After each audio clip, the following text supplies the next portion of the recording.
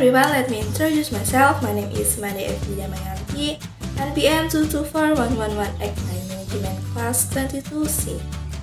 Today I would like to give a presentation about entering foreign market. Entering international market is a strategic move that can help companies increase sales, diversify product, and increase profit. Here is a more complete explanation of the material entering foreign market. Yang pertama, ukuran pasar dan pertumbuhan. Itu ada yang pertama, identifikasi ukuran pasar, yaitu mengukur ukuran pasar yang dapat dijangkau dengan produk atau jasa yang ditawarkan. Ukuran pasar ini dapat dilihat dari jumlah konsumen potensial, permintaan pasar, dan potensi penjualan. Kemudian yang kedua ada pertumbuhan pasar, yaitu menganalisis pertumbuhan pasar dalam jangka panjang.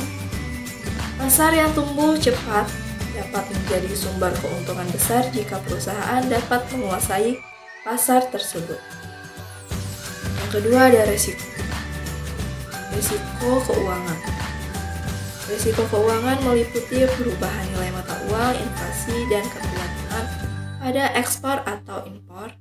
Selanjutnya ada risiko politik, yaitu risiko politik melibatkan perubahan kebijakan pemerintah yang dapat mempengaruhi bisnis, seperti perubahan tarif, regulasi, dan keamanan. Selanjutnya risiko sosial, yaitu risiko sosial melibatkan perubahan perilaku konsumen, preferensi, dan kebiasaan makanan atau minuman yang dapat mempengaruhi penjualan. Ketiga ada peraturan-peraturan pemerintah. Yang pertama itu regulasi produk, yaitu peraturan tentang kualitas produk, standar keselamatan, dan label produk yang harus dipenuhi. Kedua ada regulasi pemasaran, peraturan tentang iklan, promosi, dan pemasaran yang harus diikuti. Yang ketiga ada regulasi fiskal, yaitu peraturan tentang pajak, bea cukai, dan kebijakan fiskal lainnya. Keempat ada lingkungan persaingan. Yang pertama terdiri dari analisis SWOT, yaitu mengidentifikasi kekuatan, kelemahan, peluang, dan ancaman dalam lingkungan persaingan. Yang kedua ada analisis Porter, yaitu mengidentifikasi 5 kekuatan utama dalam lingkungan persaingan, seperti ancaman baru, ancaman pelanggan, ancaman produsen, ancaman substitusi, dan ancaman pengganti. 5 ada infrastruktur lokal. Yang pertama transportasi, yaitu ketersediaan jaringan transportasi yang memadai untuk mengirimkan produk ke pasar tujuan. Kedua ada komunikasi, yaitu ketersediaan teknologi komunikasi yang memadai untuk berkomunikasi dengan pelanggan dan mitra bisnis. Yang ketiga ada fasilitas, yaitu ketersediaan fasilitas seperti gudang, pabrik, dan kantor yang memadai untuk operasional bisnis. Selanjutnya ada strategi memasuki pasar internasional. Yang pertama bisa melalui ekspor, yaitu mengirimkan produk ke pasar internasional tanpa memiliki representasi di negara tujuan. Kelebihannya, biaya lebih rendah, kontrol penuh atas operasi. Kekurangannya, risiko logistik, biaya transportasi yang tinggi. Lalu ada pemberian lisensi, yaitu mengizinkan perusahaan lain untuk menggunakan teknologi atau merek dagang Anda. Kelebihannya, biayanya rendah dan penyebaran risiko.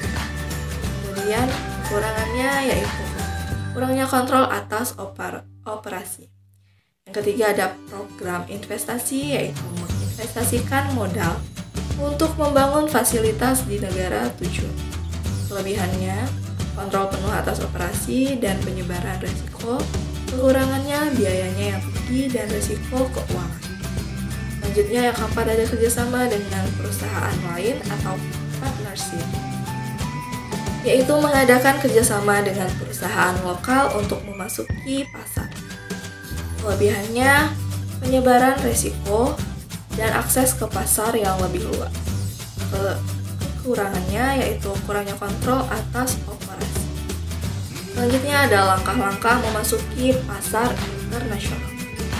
Yang pertama, itu melakukan penelitian pasar, yaitu mengumpulkan data tentang ukuran pasar, pertumbuhan pasar, dan perilaku konsumen, kemudian persaingan. Yang kedua, pengembangan strategi, yaitu mengembangkan strategi pemasaran yang sesuai dengan analisis pasar. Yang ketiga, pengembangan produk, yaitu mengadaptasi produk untuk memenuhi standar dan